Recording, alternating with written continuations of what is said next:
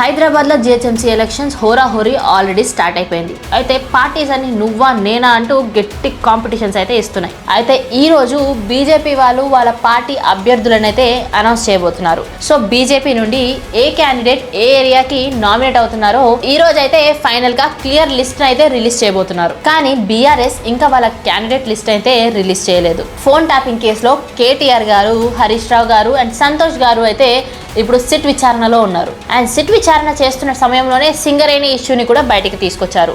అయితే ఇన్ని ఆందోళనలు తట్టుకొని ఇప్పుడు ఏ క్యాండిడేట్ని అనౌన్స్ చేస్తారో మనమైతే వేచి చూడాలి. ఇంకా కొత్తగా ఇప్పుడు కేసీఆర్ గారిని కూడా సిట్ విచారణకు అయితే పిలుస్తున్నారు.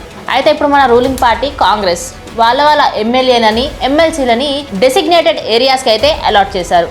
ఇంకా మన సీఎం రేవంత్ రెడ్డి గారు అయితే ఈ ఫిబ్రవరి 3వ తారీఖు నుండి పరోక్షంగా బహిరంగంగా సభలు పెట్టి క్యాంపెయినింగ్స్ అయితే స్టార్ట్ చేయబోతున్నారు. అంటే డైరెక్ట్ గా సీఎం రేవంత్ రెడ్డి గారే బరిలోకి దిగబోతున్నారు. ఇకపోతే జనసేన పార్టీ వీళ్ళు కూడా ఈ ఎలక్షన్స్ లో పాల్గొనబోతున్నారని టాక్ అయితే నడుస్తుంది. కానీ రీసెంట్ గా ఎమ్మెల్యే శ్రీధర్ రావు గారు చేసిన హరాస్మెంట్ కేసు గురించి బయటికి రావడం వల్ల ఇప్పుడు జనసేన పార్టీ ఈ ఎలక్షన్స్ లో పాల్గొంటుందో లేదో చూడాలి. అయితే ఇప్పుడు ఇన్ని వ్యూహాలు నడుస్తూ ఉన్నాయి.